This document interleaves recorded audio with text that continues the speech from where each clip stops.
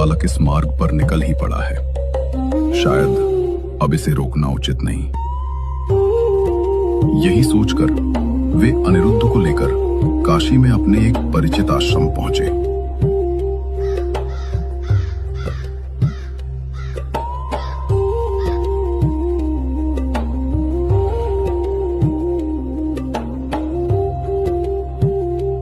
जहां एक वृद्ध संत निवास करते थे।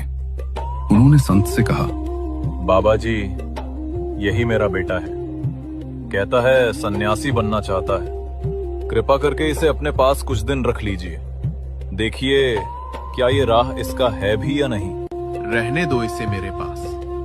अगले 8 दिनों में पता चल जाएगा ये सच में साधु बनेगा या बस घर से भाग कर आया है। कुछ वर्ष आश्रम में बीत गए। उन्होंने साधना, सेवा और स्वाध्याय के माध्यम से अपने जीवन को पूर्ण रूप से ईश्वर को समर्पित कर दिया।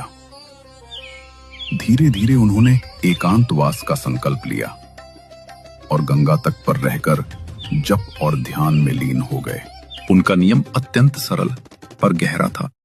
दिन में केवल एक बार भिक्षुकों की पंक्ति में बैठना, यदि कुछ प्राप्त हो जाए तो वही प्रसाद स्वीकार करना, और यदि न मिले तो केवल गंगाजल पीकर अपनी साधना में लीन हो जाना। ऐसा ही एक समय आया जब लगातार 3-4 दिनों तक उन्हें कुछ प्राप्त नहीं हुआ, पर उन्होंने किसी से कुछ मांगा नहीं, बस गंगाजल पीकर अपनी साधना में स्थित रहे। वही गंगा तट पर संकट मोचन मंदिर के समीप एक विशाल पीपल के वृक्ष के नीचे उनका तप, उनका जप और उनकी भक्ति गंगा की धाराओं के साथ गूंजती रही। बाबा जी, प्रसाद लीजिए। ये संकट मोचन जी का है। हमें क्यों दे रहे हो महाराज? और भी बहुत लोग हैं, उन्हें दे दो। महादेव ने स्वयं आपके लिए ये प्रसाद प्रेरित किया है। ये केवल भोजन नहीं, उनका आशीर्वाद है। यदि ये स्वयं महादेव की इच्छा है तो मैं कैसे मना